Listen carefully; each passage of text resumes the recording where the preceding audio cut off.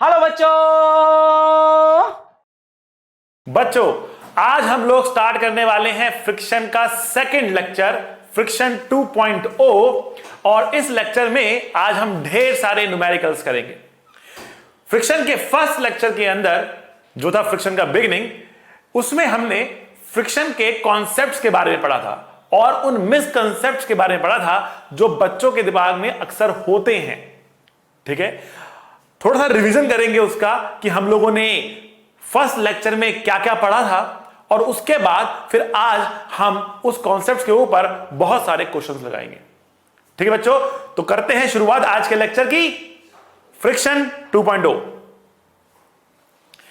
बेटा सबसे पहले बात करते हैं कि हमने लास्ट क्लास के अंदर जो कॉन्सेप्ट पढ़े थे फ्रिक्शन के, वो क्या थे। तो हमने कहा था कि फ्रिक्शन होता है वो तीन टाइप का होता है, स्टैटिक, काइनेटिक और rolling friction. Rolling friction syllabus में नहीं था, इसको छोड़ देते हैं। अब बात करते हैं स्टैटिक की और काइनेटिक की।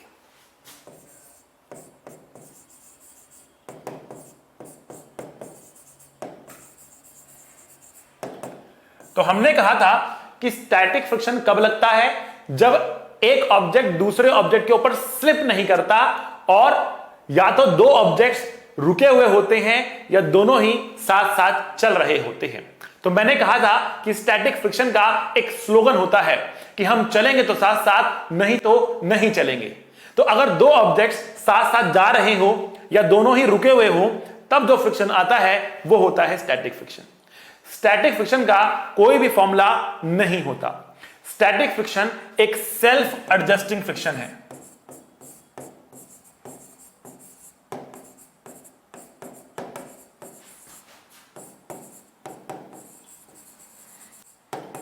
ये एक सेल्फ एडजस्टिंग फ्रिक्शन है जो अपनी वैल्यू को एडजस्ट करता है, कहां से कहां तक, जीरो से लेकर एक मैक्सिमम पॉसिबल वैल्यू तक। और वो मैक्सिमम पॉसिबल वैल्यू क्या होती है बेटा, वो मैक्सिमम पॉसिबल वैल्यू होती है लिमिटिंग फ्रिक्शन। क्या होती है, लिमिटिंग फ्रिक्शन। तो स्टैटिक फ्रिक्शन का ही एक पार्ट है जिसको हम कह रहे हैं लिमिटिंग फ्रिक्शन। और ये क्या होता है, ये होता है बेटा maximum value of static friction. इसका फॉर्मूला होता है, क्या फॉर्मूला होता है इसका बेटा, तो लिमिटिंग फ्रिक्शन जो स्टैटिक की मैक्सिमम वैल्यू है उसका फॉर्मूला होता है mu s into normal reaction. Mu s क्या होता है, म्यूएस होता है बेटा coefficient of static friction. Mu s होता है कोफिशिएंट ऑफ स्टैटिक फ्रिक्शन जो सरफेस की रफनेस बताता है, जो सरफेस की रफनेस बताता है। ठीक है बच्चों, अच्छा। So limiting friction is a maximum value of static friction और उसका फॉर्मूला ये है। ठीक है, जब क्वेश्चन में आपको मैक्सिमम, मिनिमम ऐसा वर्ड आ जाए कि मैक्सिमम बताओ क्या होगा, मिनिमम बताओ क्या होगा, जब ऐसे वर्ड्स क्वेश्चन यूज करे तो वो आपके लिए हिंट होगा कि वहां पर लिमिटिंग फ्रिक्शन इस्तेमाल होने वाला है। लिमिटिंग फ्रिक्शन इस्तेमाल होने वाला है। ठीक है, तो आपके लिए क्या हिंट है बेटा, मैक्सिमम, मिनिमम, ये वर्ड हिंट रहेगा लिमिटिंग फ्रिक्शन के लिए। ठीक है, ओके। इसके बाद बात करते हैं काइनेटिक फ्रिक्शन की।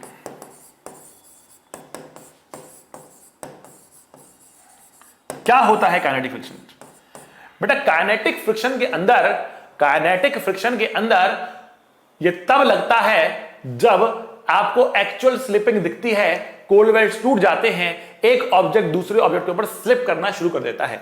When actual slipping starts, when actual relative slipping starts, इसकी जो वैल्यू होती है वो होती है म्यू के इंटू नॉर्मल रिएक्शन। फ्रिक्शन हमेशा इसी रिलेटिव स्लिपिंग को रोकने के लिए आता है या उसकी टेंडेंसी को रोकने के लिए आता है। काइनेटिक फ्रिक्शन में एक्चुअल स्लिपिंग होगी, स्टैटिक फ्रिक्शन में केवल और केवल स्लिपिंग की टेंडेंसी होगी। स्लिपिंग की टेंडेंसी को देखने के लिए कि किस डायरेक्शन में टेंडेंसी है और उसको अवॉइड करने के लिए फ्रिक्शन आ रहा है, तो ये कैसे मालूम पड़ेगा किस डायरेक्शन में टेंडेंसी है, उसके लिए हमें क्या करना पड़ेगा, उसके लिए हमें पहले ये मानना पड़ेगा कि सरफेस स्मूथ है। अगर सरफेस स्मूथ होगा, अगर सरफेस स्मूथ होगा, अगर सरफेस स्मूथ होगा तो हम क्या कहेंगे कि अब हमें टेंडेंसी जो थी वो स्लिपिंग के रूप में दिखना शुरू हो जाएगी। ठीक है ना, दो ऑब्जेक्ट साथ साथ चल रहे हैं because of friction. Because of friction, अगर फ्रिक्शन को हम एब्सेंट मान लें तो वो अलग अलग चलना शुरू कर देंगे। अगर वो अलग अलग चलना शुरू कर देंगे तो स्लिपिंग दिख जाएगी और उसको खत्म करने के लिए फ्रिक्शन आपको लगाना पड़ेगा। तो फ्रिक्शन इस रिलेटिव स्लिपिंग को रोकने के लिए आएगा। जो तेज चल रहा है उसे धीरे करो, जो धीरे चल रहा है उसे तेज करो।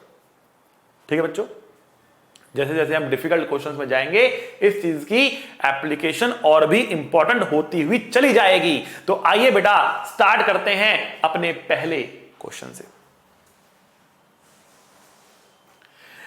ठीक है बेटा, तो क्वेश्चन कह रहा है एक ब्लॉक है मास m का जिसके पास एक स्पीड है u on a rough horizontal surface. तो पहला काम सुंदर डायग्राम। तो आप क्वेश्चन पढ़ते जाइए, डायग्राम बनाते जाइए। ठीक, हमने कहा ये ब्लॉक है जिसका मास m है, ठीक है, और इसकी जो रफ्तार है ये u है, रफ हॉरिजॉन्टल सरफेस पे रखा है। The coefficient of friction between the block and the surface is mu, ये हमारे पास म्यू है। Find the distance travelled and the time taken by the block to come to rest. कब आकर ये रुकेगा, कब आकर ये रुकेगा, ये डिस्टेंस कितना होगा, टाइम कितना लगेगा, ये दो बातें आपको बतानी। सबसे पहला काम सुंदर डायग्राम, ये आपने कर लिया। पॉज करें, खुद से सॉल्व करें, उसके बाद सॉल्यूशन देखना है। ठीक है ना, थ्योरी जब पढ़ते हैं तो आपको मन लगाकर डायरेक्टली मुझे सुनना होता है, लेकिन जैसे जब आप न्यूमेरिकल्स करने आते हैं तो न्यूमेरिकल सामने पढ़ने के बाद पॉज करके खुद से सॉल्व करना है, फिर सॉल्यूशन देखना है और अपनी गलती देखनी कि हम क्या गलती कर रहे थे, और अगर सही कर रहे थे तो अपने आप को शाबाशी दो, अपने आप को शाबाशी दो कि हम बहुत बढ़िया कर रहे हैं। ठीक है, चलिए आते हैं आगे। सबसे पहले आपको ये सोचना होगा यहां पर कि कौन सा फ्रिक्शन लगने वाला है, स्टैटिक फ्रिक्शन लगेगा कि काइनेटिक फ्रिक्शन लगेगा, स्टैटिक फ्रिक्शन लगेगा कि काइनेटिक फ्रिक्शन लगेगा। क्वेश्चन ने आपको म्यू दिया है, उसने म्यू एस म्यू के अलग अलग मेंशन नहीं किया, दोनों बराबर हैं, लेकिन आपको समझना फिर भी है, अगर अलग होते तो आपको समझना तब भी है कि स्टैटिक है कि काइनेटिक है। आइए देखते हैं। देखिए बच्चों, जमीन तो रुकी हुई है, ये ब्लॉक चल रहा है, जमीन रुकी हुई है, ये ब्लॉक चल रहा है। क्या ये जमीन और ये साथ साथ चल रहे हैं? नहीं। क्या दोनों रुके हुए हैं? नहीं। एक रुका है, एक चल रहा है, इसे बोलते हैं स्लिपिंग, इसे बोलते हैं स्लीपिंग होना। तो ये स्लिप कर रहा है। अगर ये स्लिप कर रहा है तो हम क्या कहेंगे कि यहां पर कौन सा फ्रिक्शन लगेगा? यहां लगेगा काइनेटिक फ्रिक्शन। कौन सा फ्रिक्शन लगेगा? काइनेटिक फ्रिक्शन लगेगा बच्चों। ठीक है, अच्छा जी, काइनेटिक फ्रिक्शन किधर लगेगा? What is the direction? What is the direction of kinetic friction? जो तेज चल रहा है उसे धीरे करने के लिए, ये आगे जा रहा है, जमीन का पॉइंट रुका हुआ है, वो क्या चाहेगा कि भैया तू भी रुक जाए, उसको रोकने के लिए फ्रिक्शन लगाएगा, उसको रोकने के लिए फ्रिक्शन आएगा, फ्रिक्शन लगेगा पीछे। कौन सा फ्रिक्शन है बेटा? ये है काइनेटिक फ्रिक्शन। क्या है इसकी वैल्यू? इसकी वैल्यू है म्यू के इनटू नॉर्मल रिएक्शन, और नॉर्मल रिएक्शन कितना है? नॉर्मल रिएक्शन n mg के बराबर है, mg के बराबर है। तो काइनेटिक फ्रिक्शन कितना है? ये हो गया म्यू के इनटू नॉर्मल, मतलब म्यू के इनटू mg। आई बात समझ में? ये फ्रिक्शन फोर्स लग रहा है तो इसकी रिटार्डेशन कितनी है? पीछे की तरफ इसकी रिटार्डेशन कितनी होगी? पीछे की होगी, क्योंकि फोर्स पीछे है। फोर्स पीछे तो एक्सेलरेशन पीछे होगी, फोर्स पीछे तो एक्सेलरेशन पीछे होगी, और इसको धीमा करने की कोशिश करेगी। तो एक्सेलरेशन होगी फ्रिक्शन डिवाइड बाय मास, कोई और फोर्स तो है नहीं। तो फ्रिक्शन कितना है?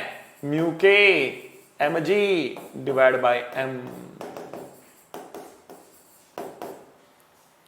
एक ऑब्जेक्ट फिक्स्ड ग्राउंड के ऊपर, एक ऑब्जेक्ट फिक्स्ड ग्राउंड के ऊपर केवल और केवल फ्रिक्शन फोर्स की वजह से चल रहा है, केवल और केवल फ्रिक्शन फोर्स की वजह से चल रहा है, नॉर्मल mg के बराबर होगा, और फ्रिक्शन फोर्स म्यू mg के बराबर होगा, और एक्सेलरेशन म्यू g के बराबर होगी। म्यू g के बराबर उसकी रिटार्डेशन आपको मिलने वाली है।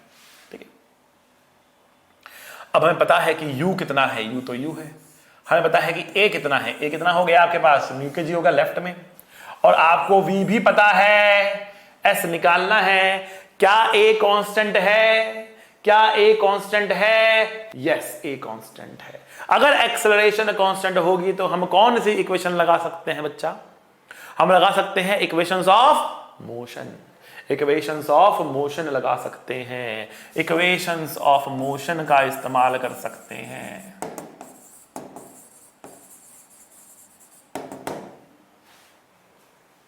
ठीक। सो इक्वेशंस ऑफ मोशन के अकॉर्डिंग हम बोलेंगे v square equals to you square plus 2as। v square equals to you square plus 2as।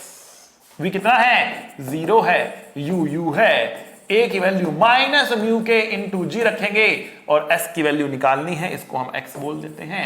तो यहां से सॉल्व करके हमें x मिल जाएगा। कितना आएगा? आएगा u स्क्वायर बाय 2 म्यू के इंटू जी। बहुत शानदार, बहुत शानदार। ठीक है, बढ़ते हैं आगे। देखो बच्चों, अगर हमें निकालना है यहां से लेकर यहां तक का समय, टाइम, तो हम यूज करेंगे v बराबर u प्लस 80। हम यूज करेंगे v बराबर u प्लस 80। v कितना बेटा? 0। u कितना? u। a कितना? माइनस म्यू के इंटू जी।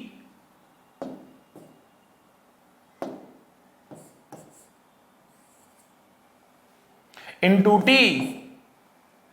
तो t कितना आया बेटा? u by divide by mu के इंटू जी आ गया।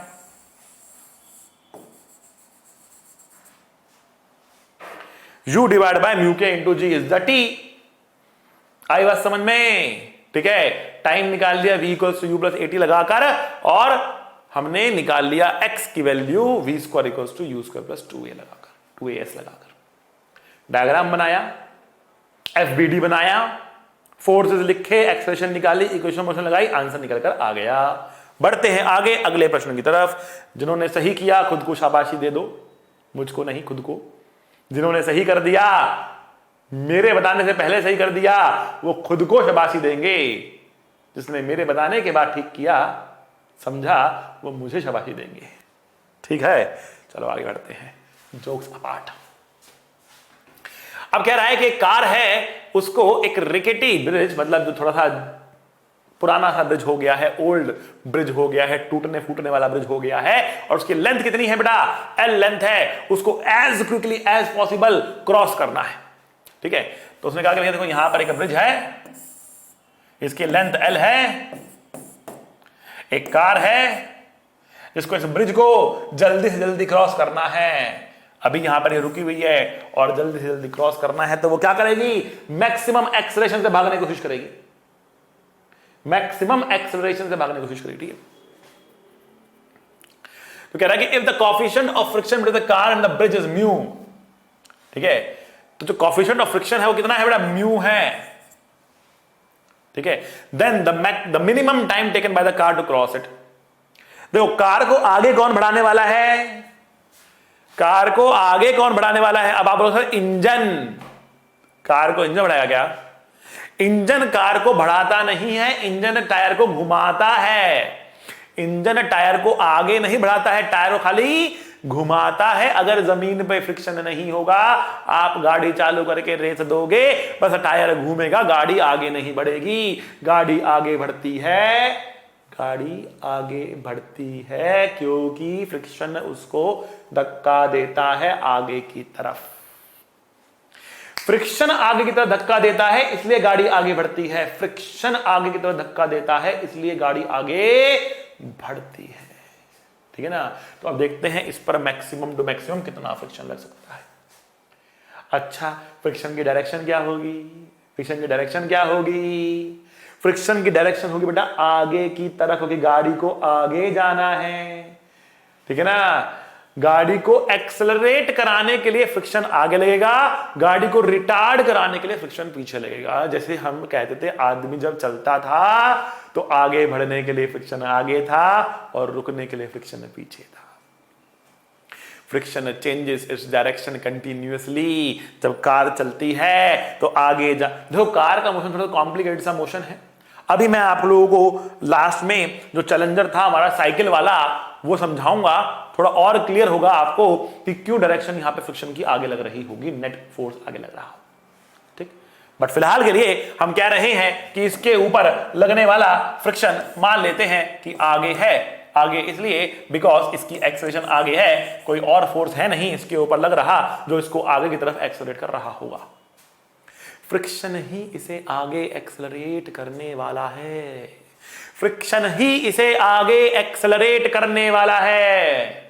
ठीक है, तो अगर ये आगे जा रहा, ठीक है, फ्रिक्शन F लग रहा, फ्रिक्शन कितना होगा बेटा? फ्रिक्शन होगा mu into normal reaction, normal reaction होगा mg,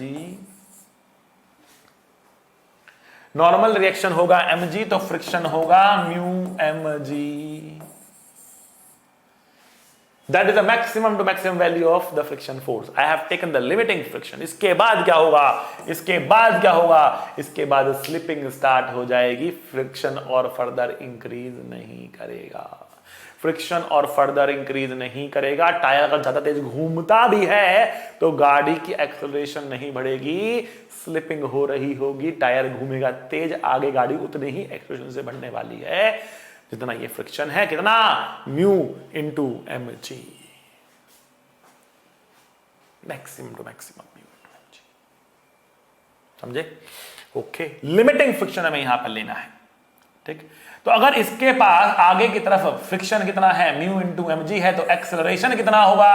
फ्रिक्शन अपॉन में मास, मतलब म्यू इंटू जी। केवल फ्रिक्शन के बलबूते जब बढ़ रहा है तो एक्सेलरेशन आएगा म्यू इंटू जी। ठीक है, ओके, इनिशियली रुका हुआ है, u आपको 0 पता है, एक्सेलरेशन आपको म्यू इंटू जी पता है, डिस्टेंस आपको l पता है, टाइम निकालना है। कैसे निकलेगा? यहां पर क्या करेंगे? बोलो क्या करेंगे? हवन करेंगे, हवन करेंगे, हवन करेंगे। बेटा हवन नहीं करेंगे, इक्वेशन ऑफ मोशन लगाएंगे। कौन सी इक्वेशन लगेगी बेटा यहां पर बताओ? टाइम निकालना है, हम बोलेंगे s बराबर ut plus half at square.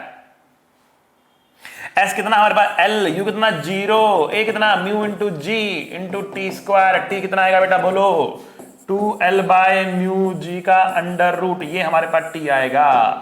हाँ कि ना? हाँ कि ना? The value of t will be under root of 2l by mu g। बहुत शानदार, बहुत शानदार, शानदार, जानदार, दमदार। ठीक है भाई, आगे बढ़ते हैं। खुद से सॉल्व कर लिया बेटा, हर बार नहीं बोलूंगा, हर बार नहीं बोलूंगा, क्वेश्चन सामने आएगा, पॉज करना है, खुद से सॉल्व करना है, फिर देखना है सही है कि गलत है। और खुद से अगर सही कर लिया होगा तो खुद को शाबाशी देनी है, और नहीं किया होगा तो मेरा देख कर समझा होगा। अगर मेरा सॉल्यूशन देख के समझा होगा तो किसको शाबाशी दोगे? किसको शाबाशी दोगे? है बताओ क्या? आइए, ये क्या कह रहा है? कह रहा है एक ब्लॉक है lying at the back of an open truck, so we have open truck, तो एक ट्रक बना लेते हैं भैया।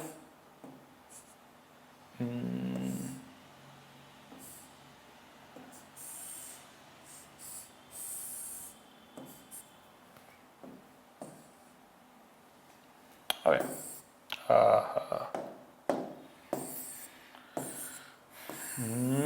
Now this truck is open, okay, and there is a block.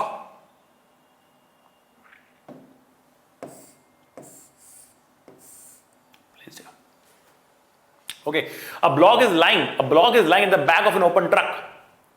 Find the maximum acceleration with which the truck can move. कितनी maximum to maximum acceleration से ये चल सकता है without letting the block to slip, without letting the block to slip, कि slip ना हो तो कितनी एक्सेलरेशन चल सकता है। मान लिया इसके अंदर कुछ कांच का सामान है, ठीक है, फ्रेजाइल लिखा है इसके ऊपर, क्या लिखा है? Fragile, handle with care. Okay okay, तो हम इसको गिराना नहीं चाहते, स्लिप नहीं करवाना चाहते, तो मैक्सिमम टू मैक्सिमम इसका एक्सेलरेशन कितना हो सकता है ताकि स्लिप ना करे। The coefficient of friction between the block and the ground is mu. Block and the ground का मतलब है इसका सरफेस इज म्यू, ठीक है ना? ओके जी, तो अगर ये फ्रिक्शन आपको कोफिशिएंट म्यू दे रखा है, तो पहली बात तो मुझे यहां पर बताओ कि कौन सा फ्रिक्शन होगा, कौन सा फ्रिक्शन होगा, स्टैटिक की काइनेटिक कौन सा फ्रिक्शन होगा, ये बताना है। तो देखो बच्चों, हमने कहा कि यहां पर आपको बताना है, क्या बताना है भाई, क्या बताना है, मैक्सिमम एक्सेलरेशन बताना है। मैक्सिमम एक्सेलरेशन, मैक्सिमम मिनिमम, मैंने कहा था ये आप लोगों के लिए हिंट है कि लिमिटिंग फ्रिक्शन लग रहा है, कि स्लिप नहीं हुआ है। मैक्सिमम कितना एक्सेलरेशन हो कि स्लिप ना हो, ठीक है ना। तो हम उस वर्ज पर हैं कि हल्की सी भी एक्सेलरेशन बढ़ाई तो स्लिप होना चालू हो जाएगा, हल्की सी भी एक्सेलरेशन बढ़ाई तो स्लिप होना चालू हो जाएगा। हम उस वर्ज पर हैं, उस किनारे पर हैं कि हल्की सी भी फ्रिक्शन, हल्की सी भी हमने एक्सेलरेशन बढ़ाई तो एक्सेलरेशन बढ़ाते ही स्लिपिंग स्टार्ट हो जाए। इसका मतलब क्या हुआ कि हम लिमिटिंग फ्रिक्शन वाली जोन में हैं। दूसरी बात, what is the direction of friction, what is the direction of friction. Truck आगे जा रहा है, ब्लॉक आगे जा रहा है, what is the direction of friction. Pause करें, कमेंट लिखें कि सर मेरा डायरेक्शन ये आ रहा है। ईमानदारी लेकिन जरूरी है, यानी कि देखा, अच्छा सर ने ये बताया है, चलो अब दोस्तों पे भोकाल मारते हैं, दोस्तों में भोकाल झाड़ते हैं अपना, है तो हम गए, सर मेरा तो यही आ रहा था, है? ईमानदारी जरूरी है बेटा। खैर देखो, स्टैटिक फ्रिक्शन है, limiting is a static friction, right, limiting is also a static friction. तो अगर स्टैटिक फ्रिक्शन है तो स्टैटिक फ्रिक्शन की डायरेक्शन कैसे देखते हैं, क्या बताया मैंने आपको लास्ट लेक्चर में और इस लेक्चर की शुरुआत में, कि पहले हम मान लेंगे कि इनके बीच में फ्रिक्शन नहीं है। अगर इनके बीच में फ्रिक्शन नहीं है तो बताओ क्या ब्लॉक चलेगा, क्या ब्लॉक चलेगा, नहीं चलेगा। ट्रक नीचे से निकल जाएगा, ब्लॉक वहीं बैठा रहेगा, ट्रक निकल जाएगा, ब्लॉक वहीं बैठा रहेगा। अगर इनके बीच में फ्रिक्शन नहीं होता तो वो ब्लॉक वहीं बैठा रहता और ट्रक नीचे से निकल जाता। अगर नीचे से ट्रक निकल गया, ब्लॉक वहीं बैठा हुआ है और ट्रक नीचे से निकल गया, तो इसका मतलब क्या होगा, मतलब इनके बीच में होगी स्लिपिंग, इनके बीच में होगी स्लिपिंग, ठीक है ना। अच्छा, अब देखो, इस स्लिपिंग को रोकने के लिए ही फ्रिक्शन आ रहा है, इस स्लिपिंग को रोकने के लिए ही फ्रिक्शन आ रहा है, ठीक है। कैसे रुकेगी स्लिपिंग, साथ में चलेंगे तब रुकेगी। तो जो चल रहा है वो क्या चाहेगा, दूसरे वाला भी चले। जब ये वाला पॉइंट की बात करें, जो ट्रक का पॉइंट है, तो ट्रक का पॉइंट आगे भाग रहा होगा, और जब ये आगे जाएगा तो ये क्या चाहेगा, ये भी मेरे साथ चले, इसको खींचकर अपने साथ आगे ले जाने की कोशिश करेगा, और इसलिए इस पर फ्रिक्शन आगे लगाएगा। और ये क्या चाहेगा कि ये रुके, इस पर फ्रिक्शन पीछे लगाएगा। इस तरीके से फ्रिक्शन लगेंगे, ऊपर वाले पर आगे, नीचे वाले पर पीछे, इस तरीके से फ्रिक्शन यहां पर लगने वाले हैं। आ रही बात समझ में, गेटिंग माय पॉइंट, कि फ्रिक्शन कैसे लगने वाला है, ऐसे लगने वाला है बेटा, ठीक है। अच्छा भाई, कौन सा फ्रिक्शन है बेटा, लिमिटिंग फ्रिक्शन है। कितना होगा बेटा, म्यू एस, एस तो यहां पर देने रखा है, इनटू नॉर्मल रिएक्शन, तो म्यू इनटू नॉर्मल, नॉर्मल कितना होगा बेटा, यहां पर आओ देखो, एम जी नॉर्मल, नॉर्मल कितना आएगा बेटा, एम जी के बराबर तो आएगा। सो एक्सेलरेशन क्या हो जाएगा, यही फोर्स तो एम इंटू ए होगा, कोई और तो फोर्स लग नहीं रहा है इस पर राइट में, तो यही तो एक्सेलरेशन होगी इसकी।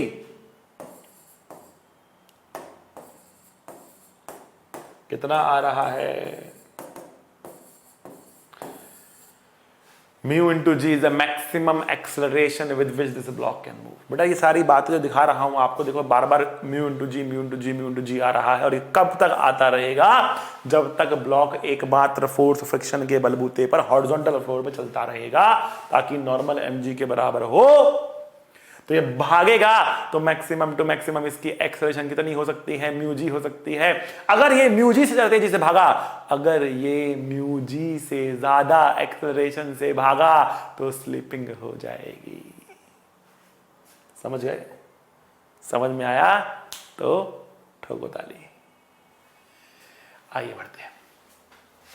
Find the minimum horizontal force applied or required to hold a block of mass m, against a rough wall. The coefficient of static friction is mu. तो ये क्या कह रहा है? सबसे पहला काम, सुंदर डायग्राम, सुंदर डायग्राम।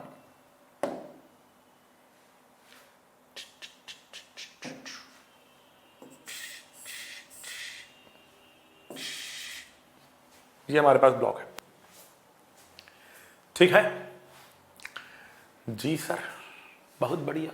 अब ग्रेविटी लगेगी नीचे तो ये ब्लॉक कैसे जाएगा? टप, नीचे टपकेगा।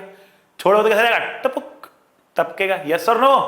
जैसे आम टपक जाता है वैसे ये ब्लॉक भी टपक जाएगा, रुका नहीं रहेगा, वहां पर टपक जाएगा। इसको रोकने के लिए क्या करना पड़ेगा? इसको रोकने के लिए हमें यहां पर एक फोर्स लगाना पड़ेगा।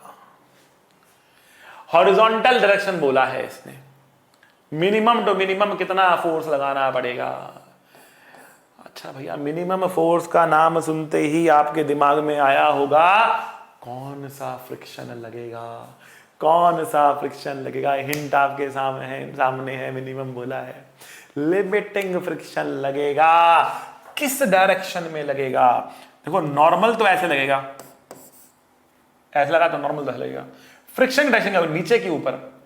तो अगर आपको फ्रिक्शन की डायरेक्शन देखनी है तो आप कहेंगे मान लिया यहां पर फ्रिक्शन नहीं है, आप कहेंगे मान लिया, क्या मान लिया भाई? मान लिया कि यहां पर फ्रिक्शन नहीं है। अगर यहां पर फ्रिक्शन नहीं है, इनके बीच में फ्रिक्शन नहीं है, तो क्या ये रुक सकता है ऐसे? आपने फोर्स लगा भी दिया ऐसे, तो ऊपर तो कोई फोर्स लग नहीं रहा रोकने के लिए, आपने फोर्स ऐसे लगा भी दिया तो रुकने वाला नहीं है, ये नीचे ही भागेगा, ये नीचे ही भागने वाला है। तो इसको रोकने के लिए फ्रिक्शन किधर आएगा बेटा? ऊपर आएगा। इसको रोकने के लिए बेटा फ्रिक्शन किधर आएगा? ऊपर आएगा। इस पे एक ऊपर की तरफ फ्रिक्शन लगेगा, दीवार पे नीचे की तरफ, ब्लॉक पे ऊपर की तरफ। आ रही बात समझ में? अब हम क्या कह सकते हैं? बोलते हैं नॉर्मल क्या है? नॉर्मल है एफ मिनिमम के बराबर। नॉर्मल है एफ मिनिमम के बराबर। फ्रिक्शन कौन सा है? ये लिमिटिंग है, क्योंकि मिनिमम पूछा है। उससे बड़ा फोर्स लगाओगे तो यहां पे फ्रिक्शन और बड़ा भी हो सकता है। कौन सा? लिमिटिंग फ्रिक्शन और बड़ा भी हो सकता है, लेकिन अगर ज्यादा फ्रिक्शन है, रिक्वायरमेंट कम, तो कम लगेगा। फ्रिक्शन फिर स्टैटिक जोन में चला जाएगा, जितने की रिक्वायरमेंट है उतना लगेगा। ये नहीं कि मैं ज्यादा लग सकता हूं तो ज्यादा लगूंगा, कि मैं ज्यादा लग सकता हूं तो ज्यादा लगूंगा, ऐसा नहीं होगा। जितनी रिक्वायरमेंट है उतना लगेगा, उतना लगेगा।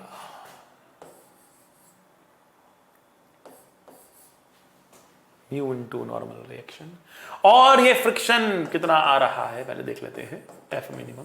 और ये फ्रिक्शन किसके बराबर होगा? mg के बराबर होगा। इसको रोका हुआ है इसने, तो इसको हम mg के बराबर कर देंगे, तो एफ मिनिमम की वैल्यू कितनी आ जाएगी? इसकी वैल्यू आएगी mg बाय म्यू। अगर यहां पर आपने उससे बड़ा फोर्स लगा दिया, मान लिया यहां पर आपने लगा दिया कितना?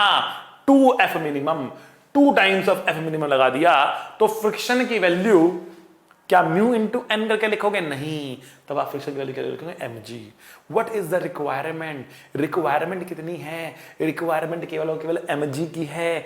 mg कितने फोर्स से आएगा वो आपको निकालना है। mg इतने फोर्स से आएगा। इससे बड़ा फोर्स भी लगाओगे तो भी वो रुका रहेगा, फ्रिक्शन mg के बराबर रहेगा, स्टैटिक जोन में आ जाएगा। आ रही बात समझ में? आ रही बात समझ में? वैल्यू देके समझने की कोशिश करते हैं, समझ में नहीं आ रहा तो वैल्यू देके समझने की कोशिश करते हैं। देखो बेटा, मान लेते हैं इस ब्लॉक का मास हमने ले लिया लेट अस से 5 kg, तो वेट हो गया बेटा 50। ठीक, वेट कितना हो गया? 50 हो गया। मान लेते हैं मैंने यहां पर म्यू दे दिया आपको 0.1, ठीक, म्यू 0.1। ठीक है, तो एफ मिनिमम की वैल्यू कितनी आ गई, एफ मिनिमम की वैल्यू कितनी आ गई, तो आप बोलोगे एफ मिनिमम की वैल्यू कितनी आ गई, M G that is 50, mu that is 0.1, that means 500 newton आ गई। दैट मीन्स 500 न्यूटन लगाओगे तो ये रुक जाएगा और एफ एल की वैल्यू 50 न्यूटन के बराबर ही आ जाएगी। एफ एल की वैल्यू 50 न्यूटन के बराबर ही आ जाएगी। आई बात समझ में? नॉर्मल 500 हो जाएगा, नॉर्मल 500 हो जाएगा, नॉर्मल 500 हो जाएगा। Friction mu into N 0.1 into 500 मतलब 50 हो जाएगा, जो इस 50 को बैलेंस कर रहा। लेकिन अब क्वेश्चन ये है कि अगर मैंने जो फोर्स था वो 500 की जगह पर 1000 लगा दिया होता, इफ एफ इक्वल्स 1000, एम तो 5 kg ही है, नीचे लगने वाला फोर्स कितना 50 न्यूटन का, यहां पे नॉर्मल कितना है बेटा, नॉर्मल आपको पता है 1000, ठीक है, और यहां पे म्यू कितना है 0.1, तो tell limit limiting friction, limiting कितना हो गया mu into N that mean 0.1 into 1000, ठीक है, 100 न्यूटन। तो क्या फ्रिक्शन 100 न्यूटन होगा? क्या friction mu into N 100 newton के बराबर होगा? नहीं। अब की बार फ्रिक्शन की वैल्यू म्यू इंटू एन से नहीं निकाल सकते, क्योंकि ये लिमिटिंग नहीं है, ये लिमिटिंग नहीं है। ये 1000 था, हल्का सा कम करो 900 कर दो तब भी रुका रहेगा, 800 कर दो तब भी रुका रहेगा, मतलब 1000 पे लिमिटिंग फ्रिक्शन नहीं है। तो लिमिटिंग नहीं तो स्टैटिक है, और स्टैटिक का कोई फॉर्मूला नहीं होता, स्टैटिक का ये फॉर्मूला नहीं होता है, ये लिमिटिंग का फॉर्मूला होता है बच्चों। तो लिमिटिंग वाला वैल्यू निकाल के यहाँ पे नहीं डालना है, आपको जरूरत देखनी है। तो जरूरत कितनी है? जरूरत केवल कितनी है? 50 न्यूटन की जरूरत है, तो कितना लगेगा? ये 50 ही लगेगा और ये स्टैटिक हो जाएगा। आ रही है बात समझ में? क्योंकि क्वेश्चन ने हमें मिनिमम कहा था, इसलिए हमने लिमिटिंग लिया, और लिमिटिंग लिया तो हमारा आंसर ये आया। उसके लिए हमारे पास एफ 500 आया। लेकिन 500 से बड़ा लगाएंगे तो अब यहां पे लिमिटिंग नहीं रहेगा, स्टैटिक हो जाएगा, जितनी जरूरत है उतना लगेगा, म्यू इंटू एन से नहीं निकाल सकते। अच्छे से इस बात को बैठो, सोचो, समझो मैंने क्या कह दिया, समझो मैंने क्या कह दिया, क्या बोल दिया, ठीक है ना। इस बात को समझने की करो कोशिश, और समझ गए, मेरे बिना कहे समझ गए तो खुद को दो शाबाशी, मेरे कहने के बाद समझ गए तो मुझको दो शाबाशी। समझना जरूरी है, समझते रहो, समझते रहो, समझ को समझ के समझो, समझना भी एक समझ है। मेरी समझ में मेरी समझ को समझ के देखो, तब समझ आएगा।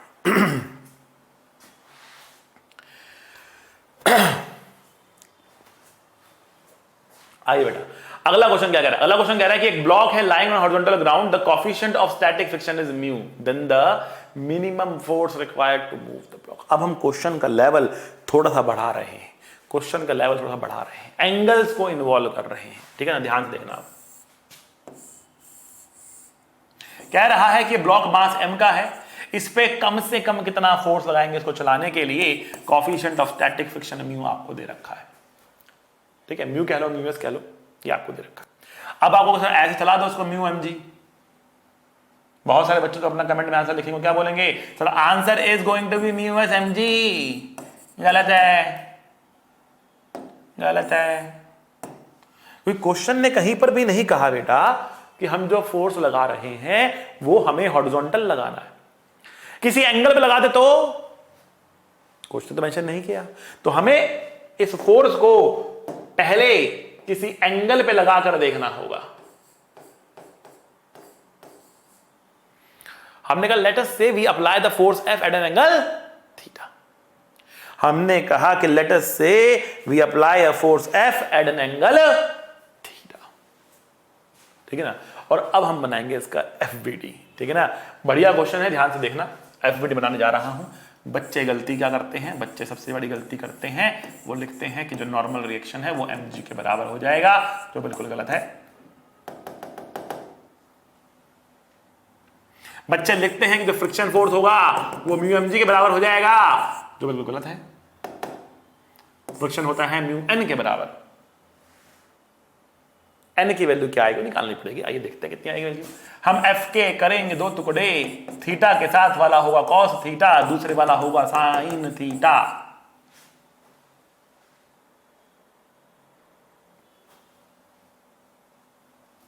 आइए,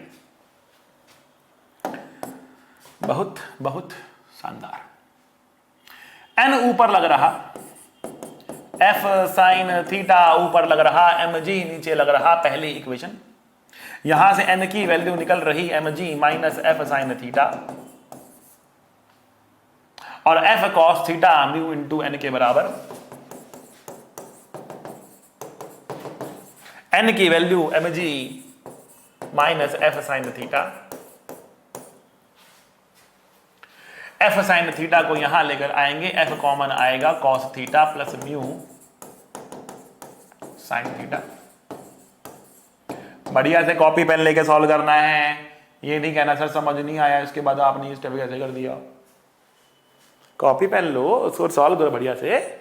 म्यू को अंदर मल्टीप्लाई करेंगे, इसको यहां लेकर आएंगे, एफ को बाहर निकालेंगे, ठीक है। एफ की वैल्यू कितनी आ रही,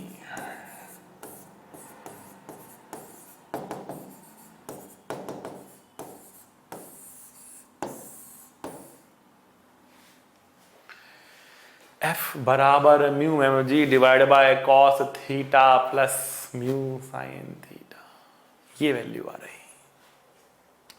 मतलब क्या है इस वैल्यू का? मतलब है clearly F depends on theta. F depends on theta मतलब ये कि कितने फोर्स को लगाना पड़ेगा इसको चलाने के लिए, वो थीटा पे डिपेंड करता है। अलग अलग थीटा पे फोर्स लगाने पर अलग अलग मिनिमम फोर्स मिलेगा, अलग अलग थीटा पे लगाने पर अलग मिलेगा। जीरो पे कितना आएगा, पुट करो जीरो यहां पे, म्यू एम जी आ जाएगा। 90 पे कितना आएगा, पुट करो 90 यहां पे, एम जी आ जाएगा। अलग अलग डायरेक्शन में जब फोर्स निकालोगे तो अलग अलग आने वाला है। उन सभी थीटाओं में से एक ऐसा थीटा ऐसा होगा जिस पर फोर्स लगाने पर मिनिमम फोर्स आने वाला है। वो कौन सा थीटा है और तब वो मिनिमम फोर्स कितना है? तो उसके लिए बेटा हम आपको ट्रिग्नोमेट्री की एक आइडेंटिटी से रूबरू कराते हैं। y is equals to a sin theta plus b cos theta. Suppose we have that. y is equals to a sin theta plus b cos theta हमारे पास है बच्चों। देख, if we have this function, then the maximum value of this function is given by under root a square plus b square. A square plus b square का under root is the maximum value of y. And when we get this maximum value, when tan theta, चमत्कार हो रहा है लिखने के बाद but गायब हो रहा है, tan theta is equals to a by b. अरे tan theta is equals to a by b, ठीक है। तो जब tan theta a by b के बराबर होगा तब y मैक्सिमम होगा, और उसकी जो मैक्सिमम वैल्यू है वो है under root of a square plus b square. ठीक, कैसे आया ये आता है बेटा मैक्सिमा मिनिमा से आता है, लेकिन आपको इसको याद रखना है। मैक्सिमा मिनिमा के लिए हम इसको डिफरेंशिएट करते हैं थीटा के रिस्पेक्ट में, जीरो के बराबर पुट करते हैं, वहां से हमें मिलता है tan theta equals to a by b, वहां से निकालते हैं sin theta cos theta, put करते हैं यहां पर, सॉल्व करते ही मिलता है। मल्टीपल स्टेप्स आराम से बैठकर सॉल्व कर सकते हो आप, अगर मुझ पर यकीन ना हो तो, और अगर भरोसा करते हो तो याद करो ना, याद करो।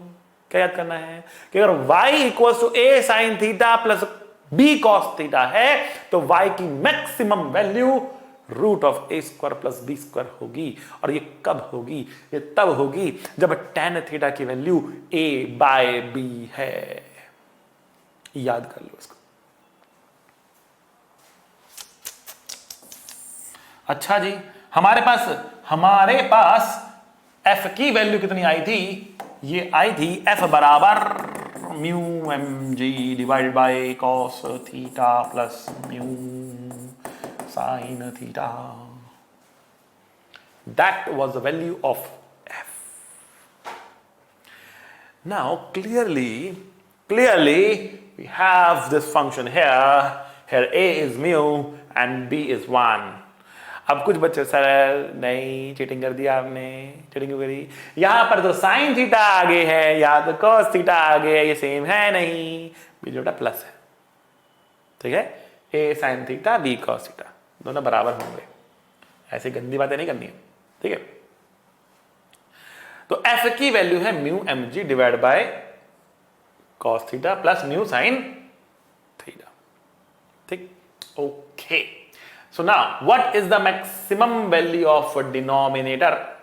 मैक्सिमम वैल्यू ऑफ डिनोमिनेटर क्या होगा?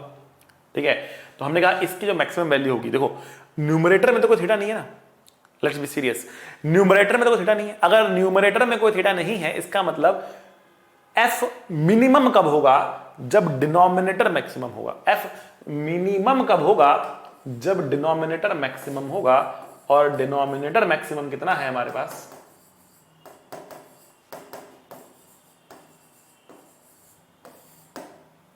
Under root mu square plus 1 square. और कब होगा बेटा ऐसा? कब होगा बेटा ऐसा?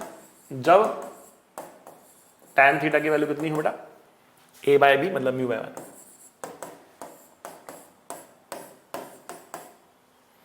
That are the answers. इन आंसर्स को आपको याद कर लेना है, ठीक है बेटा? बढ़ते हैं आगे, बहुत बहुत शानदार। Okay, find the maximum fraction of a chain that can overhang a rough table. So we have a rough table and we have a chain.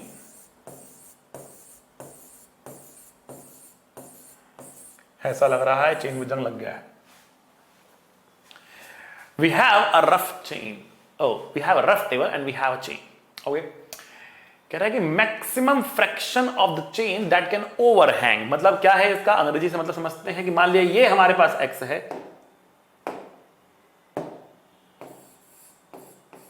और जो पूरी लेंथ है ये l है।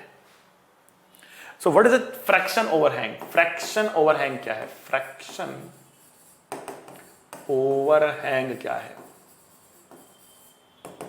सो फ्रैक्शन ओवरहैंग है x जो overhang कर रहा है l rod length, x by l is a fraction overhang, x by l is a fraction overhang. तो now what is happening here is, जो ओवरहैंग कर रहा है इसका जो वजन है वो इस चेन को नीचे खींचने की कोशिश कर रहा है, और जो टेबल पे पड़ा हुआ है उसका जो वजन है उसकी वजह से यहां पर एक फ्रिक्शन लग रहा है। तो जो फ्रिक्शन है और जो ये वेट है इनमें हो रही है आपस में टक्कर। अगर ये वेट बड़ा हो गया इससे फ्रिक्शन से, तो इसको नीचे खींच ले जाएगा, ठीक है ना? तो इसको नीचे खींचकर ले जाएगा। आ रही है बात समझ में आपको? ठीक, अच्छा जी, अच्छा जी। तो लिमिटिंग कंडीशन क्या है? लिमिटिंग कंडीशन है कि जब यहां पर कौन सा फ्रिक्शन लगे? लिमिटिंग फ्रिक्शन लगे, लिमिटिंग फ्रिक्शन लगे, और ये लिमिटिंग फ्रिक्शन और ये लिमिटिंग फ्रिक्शन इस वेट के बराबर हो जाए। थोड़ा तो और करोगे तो ये फ्रिक्शन और कम हो जाएगा, बिकॉज टेबल पे रखा हुआ वेट कम हो जाएगा, ये और कम हो जाएगा और ये बढ़ जाएगा तो वो चलना शुरू कर देंगे, ठीक है? सो लिमिटिंग फ्रिक्शन कितना होगा आइए देखते हैं। हमने जो ये मास लटका हुआ है ना, इसका वजन कितना है? एक्स लेंथ का वजन कितना है? तो हमने कहा पूरा मास हमने m मान लिया, तो हम कहेंगे l लेंथ का मास m है, यूनिट लेंथ का मास m by l है, x लेंथ का मास m by l into x होगा। तो पुट करते हैं इस वेट को, इतना है m by l into x into जी। जो टेबल पे रखा है उसका वजन कितना है? वो होगा m minus m by l x into g. m common निकाल लेंगे, g नहीं होगा, g तो इधर यहां पर लगाना पड़ेगा, ठीक है? 1 minus x by l into जी, ठीक है? अब ठीक है, तो नॉर्मल इसी के बराबर होगा। और फ्रिक्शन की वैल्यू कितनी आएगी? फ्रिक्शन की वैल्यू कितनी आएगी? फ्रिक्शन लगेगी म्यू इंटू नॉर्मल, नॉर्मल कितना है हमारे पास? m 1 minus x by l into जी। Friction mu m 1 minus x by l into जी, ठीक है? और इक्वेट कर देते हैं इनको, तो हम क्या लिखेंगे? Mu mg 1 minus x by l is equals to m/l x into g, mg cut गया। ठीक, तो यहां से हम क्या लिख पाएंगे, हम बोल पाएंगे कि भैया mu minus mu x/l is equals to x/l। हमें x/l तो निकालना था, तो x/l is equals to mu divide by 1 plus. Very famous question, कहीं सारे कंपटीशन में आ चुका है, मेडिकल में आ चुका है, आईपी में आ चुका है, आईआईटी में आ चुका है। बट इसको याद करना है आपको, आंसर को भी। चाहे तो तरीका मैंने बता दिया आपको कैसे करते हैं सॉल्व, तो बहुत लंबा तरीका भी नहीं, आराम से निकल सकता है। चाहे तो याद कर ले, सेम टू सेम क्वेश्चन आएगा तो आपको थोड़ी सी हेल्प हो जाएगी। ठीक है बच्चा लोग, बढ़े आगे। अब आते हैं एक कॉन्सेप्ट की तरफ और बात करते हैं कुछ इंक्लाइंड प्लेन की, ठीक। एंगल ऑफ रिपोज क्या होता है? होता क्या है कि अगर आपने एक इंक्लाइंड प्लेन लिया और उसके ऊपर एक ऑब्जेक्ट रखा है, रफ इंक्लाइंड प्लेन है, mu s coefficient of static friction है, और आप इंक्लाइंड प्लेन का इंक्लिनेशन बढ़ाते हुए चले जा रहे हो, धीरे धीरे बढ़ाते हुए चले जा रहे हो, तो एक ऐसा एंगल थीटा आएगा जिसके बाद ये स्लिप करना शुरू कर देगा, एक ऐसा एंगल थीटा आएगा जिसके बाद ये स्लिप करना शुरू कर देगा। ठीक है, ये नीचे की तरफ गिरना शुरू कर देगा। तो मेरा क्वेश्चन ये है, या फिर इनफैक्ट एंगल ऑफ रिपोज क्या है? एंगल ऑफ रिपोज वो मैक्सिमम एंगल है जिस पर रखा गया ऑब्जेक्ट नीचे स्लिप ना करे, जिसके बाद ऑब्जेक्ट स्लिप करना शुरू कर दे, that is the angle of repose. Angle of repose क्या है? It is a maximum angle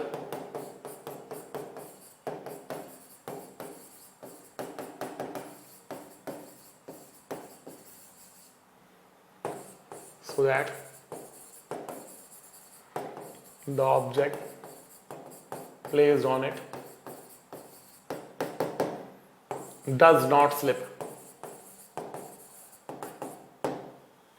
maximum angle so that the object place on it does not slip, इसके ऊपर से ऑब्जेक्ट प्लेस जो रखा गया है वो स्लिप ना करे।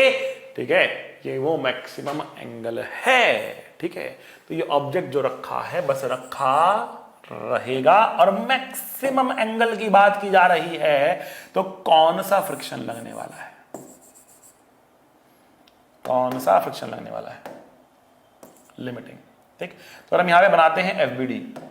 ठीक है, तो एक तो लगेगा इस पर mg, एक बड़ा नॉर्मल रिएक्शन, एक बड़ा फ्रिक्शन ऊपर लगेगा, कभी नीचे जाना चाहता है। ठीक है, लिमिटिंग फ्रिक्शन होगा। नॉर्मल की वैल्यू कितनी है ये निकालने के लिए हमें mg को तोड़ना पड़ता है दो कंपोनेंट में, और नॉर्मल वर्टिकल से एंगल थीटा बनाती है। मैंने पहले भी आपको कहा था कि वो एंगल जो हॉरिजॉन्टल इंक्लाइंड से बनाता है वही एंगल नॉर्मल वर्टिकल से बनाती है, तो नॉर्मल वर्टिकल से वही एंगल थीटा बना रही होगी। तो अब mg को जब mg को हम तोड़ेंगे तो हमें एक कंपोनेंट मिलेगा इस तरफ mg का, कितना मिलेगा? mg cos थीटा, और एक मिलेगा इस तरफ, कितना मिलेगा? mg sin theta. और नॉर्मल की वैल्यू अब लिखी जा सकती है कितनी? ठीक है, और फ्रिक्शन की वैल्यू कितनी हो जाएगी? म्यू एस नॉर्मल, तो mu s mg cos theta हो जाएगी। And we can say that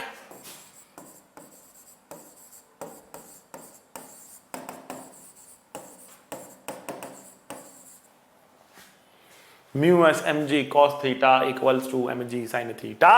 mg cut गया, mu s equals to tan theta आ गया, और थीटा की value tan inverse mu s आ जाएगी। क्या मतलब है इसका? बेटा इसका मतलब यह है कि अगर थीटा की मैक्सिमम वैल्यू की बात की जाए तो वो होगी tan इनवर्स म्यू एस। इससे बड़ा एंगल होगा, तो स्लिपिंग होगी। इससे छोटा एंगल होगा तो स्लिपिंग ही नहीं होगी। इससे बड़ा एंगल होगा तो स्लिपिंग होगी, इससे छोटा एंगल तो स्लिपिंग ही नहीं होगी। ठीक है बेटा, तो इस एंगल को बोलेंगे एंगल ऑफ रिपोज। ठीक, आइए बढ़ते हैं आगे। कह रहा है कि find the time a block will take to slide down a rough inclined plane of inclination theta and length L, the coefficient of friction between the block and the rough inclined plane is mu. कह रहा है कि सबसे पहला काम हमें करना है यहां पर, और वो है एक सुंदर डायग्राम बनाना। तो डायग्राम कह रहा है कि कुछ एंगल थीटा हमारे पास है, कह रहा है कि एक ब्लॉक है, the time taken by a block to slide down a rough inclined plane of inclination theta and length L, इसकी लेंथ आपको एल दे रखी है, ठीक है। The coefficient of friction between the block and the rough inclined plane is mu, ठीक है। तो हमारे पास एक ब्लॉक है, हमारे पास एक ब्लॉक है, कुछ मास ले लेते हैं, इसका फ्रिक्शन लगेगा इस पर। ऑब्वियसली टाइम की बात तभी करेंगे जब tan थीटा और म्यू की अगर हम चर्चा करें,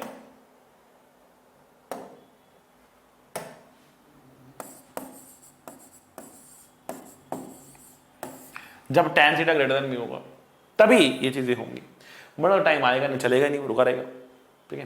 तो अगर ऐसा होगा तो चलेगा, और चलने के बाद आपको यहां पर एक फ्रिक्शन डेफिनेटली देखने को मिलने वाला है, ठीक है। तो जो फ्रिक्शन होगा ऊपर की तरफ काइनेटिक फ्रिक्शन लगेगा इस बारी। अगर यहां पर म्यू के म्यूज अलग अलग दिए होते तो म्यू के चुनते हो, काइनेटिक लगेगा, लिमिटिंग नहीं लगेगा इस बारी। खैर एनीवेज, इस तरफ कितना होगा अपना एम जी साइन थीटा, आप तो याद होना चाहिए, इस तरफ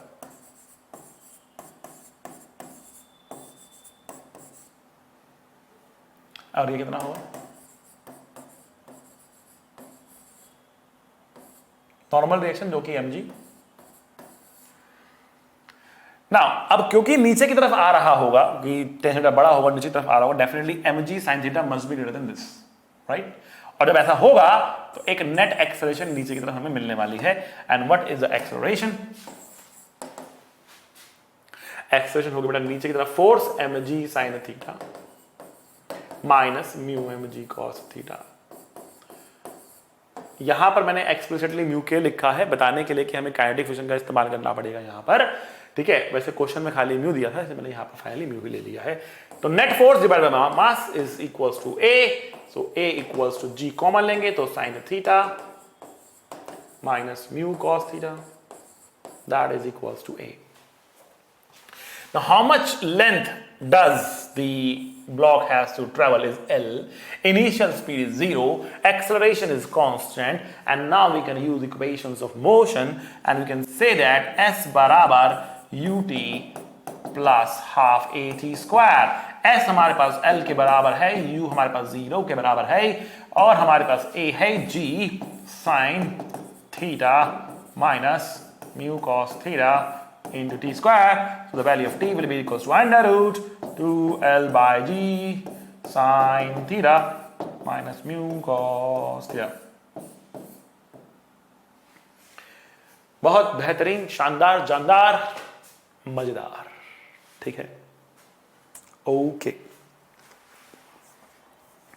okay,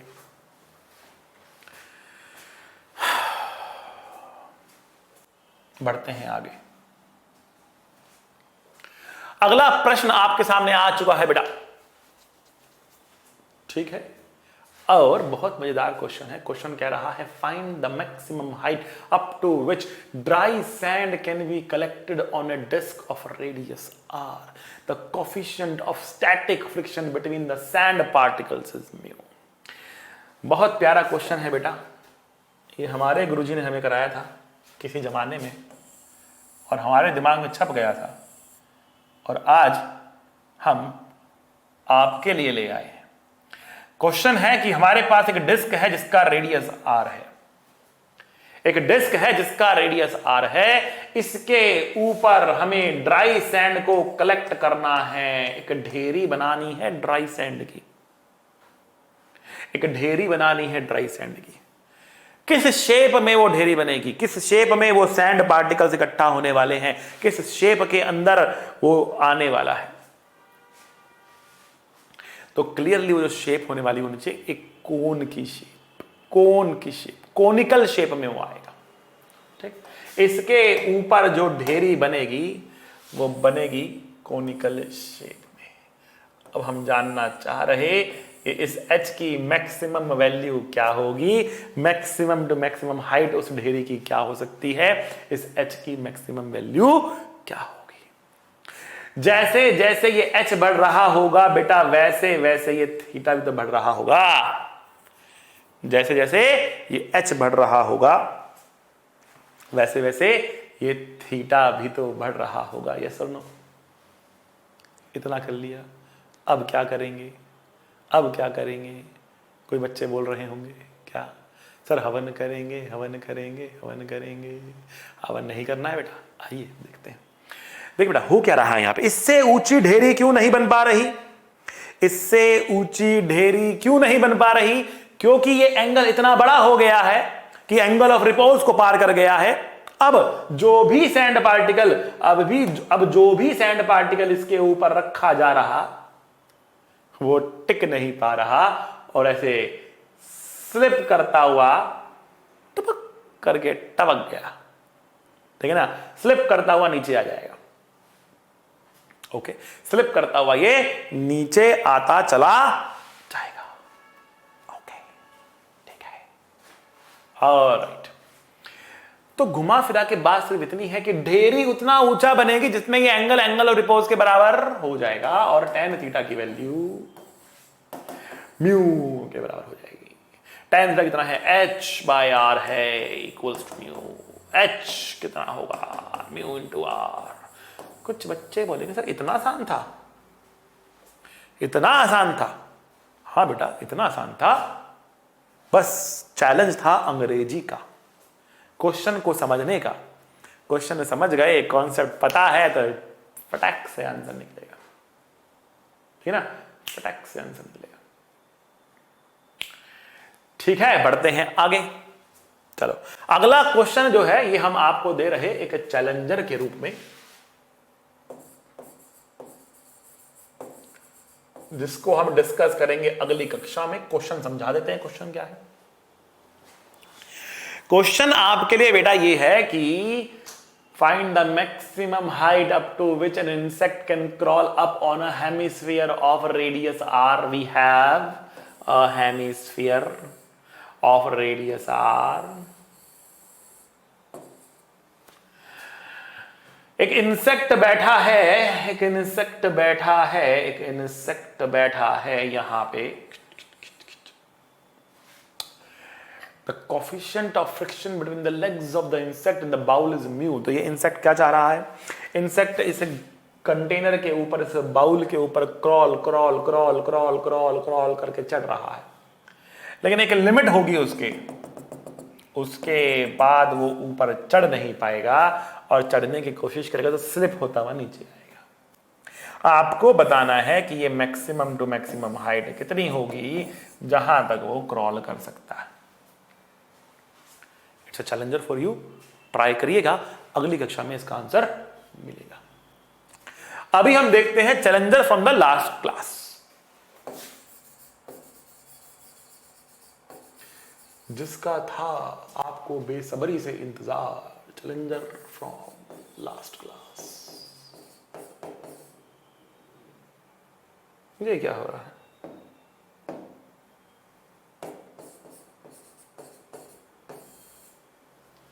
challenger from last class. अच्छा भाई उसको तो साइकिल बनानी पड़ेगी। फिर से आइए जी बनाते हैं।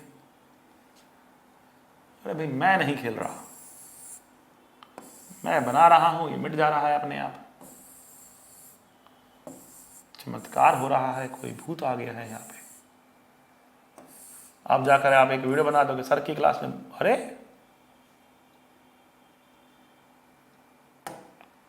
सर की क्लास में भूत आया है।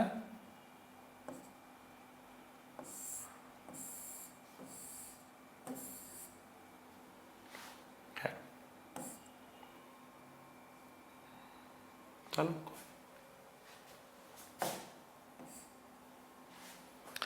खैर, we have this cycle, pedal रह गया।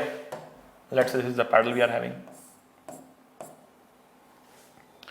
जैसे ही पहला पेडल किया जाता है, आपको बताना है पीछे वाले टायर और आगे वाले टायर पर फ्रिक्शन की डायरेक्शन क्या होगी।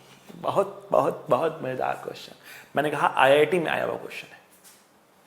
ठीक है बेटा, जैसे ही पहला पेडल आपने किया, कुछ भी हो रहा है आज, कुछ भी हो रहा है, कैसे हो रहा है पता नहीं, कुछ भी हो रहा है आज। लिखता कहीं हूं, निशान कहीं और बन रहा है। खैर आइए देखते हैं। जैसे हमने पहली बार पैडल किया, वैसे ही क्या होता है यहां पर, इसके ऊपर और इसके ऊपर फ्रिक्शन की डायरेक्शन क्या होगी। तो यहां पर मैंने कहा जहां पर आपको स्लिपिंग नहीं दिख रही होती है, वहां पर सबसे पहले मान लो ग्राउंड क्या है, स्मूथ है। ग्राउंड क्या है, स्मूथ है। ठीक है ना, तो अगर ग्राउंड स्मूथ है, ठीक है ना, और आपने यहां पर पेडल किया तो क्या होगा। जैसे ही आपने पेडल किया और ग्राउंड स्मूथ है, साइकिल आगे बढ़ेगी नहीं, क्योंकि ग्राउंड स्मूथ है। टायर घूमेगा लेकिन गाड़ी साइकिल आगे नहीं बढ़ेगी। कौन सा टायर घूमेगा, पीछे वाला टायर घूमेगा इस तरीके से। अगर पीछे वाला टायर इस तरीके से घूम रहा है और जमीन स्मूथ है, तो बस ये घूमता रहेगा, आगे नहीं बढ़ेगा। आगे वाले टायर को मालूम भी नहीं पड़ेगा कि क्या हो रहा है, आगे वाले टायर को मालूम भी नहीं पड़ेगा कि क्या हो रहा है। ठीक है, बस ये घूमता जाएगा, घूमता जाएगा, घूमता जाएगा, कुछ नहीं होने वाला, घूमता रहेगा, नहीं होगा। ठीक, पैडल किया, ये घूम रहा है। ठीक है, तो अब देखो 2 पॉइंट लेते हैं, एक पॉइंट यहां और एक पॉइंट यहां। 2 पॉइंट लेते हैं, एक पॉइंट यहां और एक पॉइंट यहां हमने ले लिया। तो अगर हमने एक पॉइंट यहां और एक पॉइंट यहां ले लिया और हमने कहा कि हमने साइकिल पे पेडल मारा, साइकिल का टायर घूमा, इसका जो बॉटम मोस्ट पॉइंट है, इसका जो बॉटम मोस्ट पॉइंट है, ये पीछे भागेगा। ठीक, इसकी वेलोसिटी कहां होगी, देखो इस पॉइंट की वेलोसिटी कहां होगी, इस पॉइंट की वेलोसिटी पीछे की तरफ होगी। ठीक है, वेलोसिटी का एरो है पीछे की तरफ होगी। क्यों, टायर घूम रहा है, आगे नहीं बढ़ रहा है, तो टायर ऐसे घूम रहा है ना, तो बॉटम मोस्ट पॉइंट इधर भाग रहा होगा, ये वाला पॉइंट ऊपर जा रहा होगा, इधर जाएगा, इधर जाएगा, ये इधर पीछे भागेगा। समझ आता है, ये ऐसे जाएगा, ये ऐसे जाएगा, ये ऐसे जाएगा और ये पीछे जाएगा। अपनी जगह पे खड़ा होगा और टायर ऐसे घूम रहा है, तो ऐसे डायरेक्शन में इनकी लोटेस होगी। अब मैंने क्या कहा था, 2 पॉइंट्स आपको ड्रॉ करने हैं। जो रुका हुआ है वो चाहेगा दूसरे वाला भी रुक जाए, और इसको रोकने के लिए जो पीछे जा रहा है, जो पीछे जा रहा है, इसको रोकने के लिए फ्रिक्शन कहां लगाएगा बेटा, फ्रिक्शन आगे लगाएगा। तो पीछे वाले टायर पे फ्रिक्शन आगे लगने वाला है, पीछे वाले टायर पे फ्रिक्शन आगे लगने वाला है। ठीक है, पीछे वाले टायर पे फ्रिक्शन आगे लगने वाला है इस तरफ, पर आगे वाले पे किधर लगेगा। तो अब मानो खाली पीछे फ्रिक्शन है, आगे नहीं, खाली पीछे फ्रिक्शन है, आगे नहीं है। तो जैसे ही आपने पेडल किया, टायर घूमा, पीछे वाले टायर पे फ्रिक्शन आगे लगा, साइकिल आगे बढ़ी, आगे लेकिन फ्रिक्शन नहीं है। तो गाड़ी का टायर कैसे बढ़ेगा, इसको घुमाने वाला तो कोई है नहीं, चेन तो पीछे लगी है, इसको घुमाने वाला तो कोई है नहीं। साइकिल पे धक्का लगा आगे की तरफ, तो टायर कैसे जाएगा, ऐसे ऐसे आगे जाएगा, घिसटता हुआ ऐसे आगे बढ़ेगा, गर्र।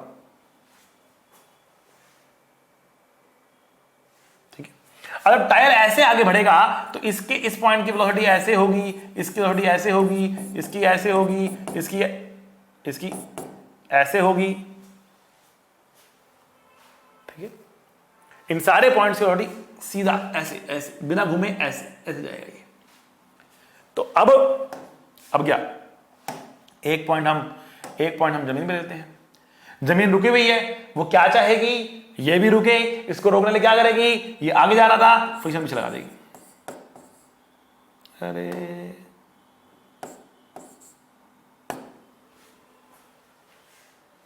इस पर फ्रिक्शन पीछे लगेगा, इस पर फ्रिक्शन आगे लगेगा, पीछे वाले पर आगे, आगे वाले पर पीछे फ्रिक्शन लगेगा। इस टायर को घुमाने वाला फ्रिक्शन ही है। ये टायर अल्टीमेटली ऐसे घूमेगा, ये टायर अल्टीमेटली ऐसे घूमेगा। कौन घुमा रहा है उसको, ये फ्रिक्शन ही घुमाने वाला है, इसको ऐसे फ्रिक्शन ही घुमाने वाला है।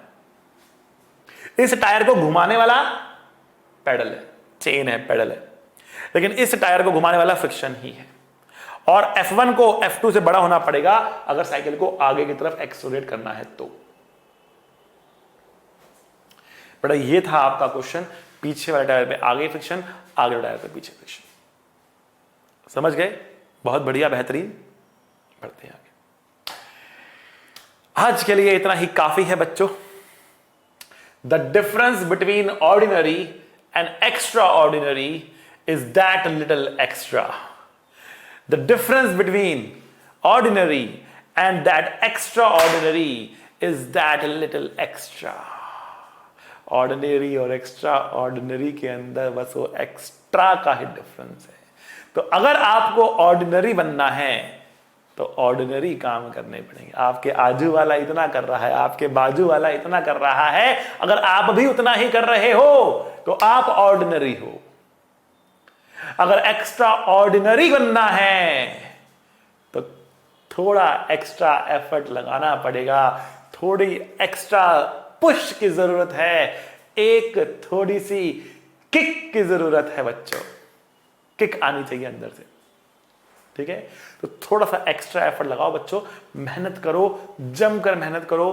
बैकलॉग इकट्ठा हो गया आपका, कोई नहीं बच्चा, जाकर वीडियोस देखो, एक्स्ट्रा टाइम लगाओ, पूरी मेहनत से पढ़ो। हम बहुत मेहनत कर रहे हैं बेटा आप लोगों के लिए, आप भी उतनी ही मेहनत करते रहो, ठीक है बच्चों? तो इसी के साथ बेटा पढ़ते रहिए, मिलेंगे अगले लेक्चर में। सी यू, टाटा, बाय बाय। पढ़ाई करते रहें, ऑल द वेरी बेस्ट।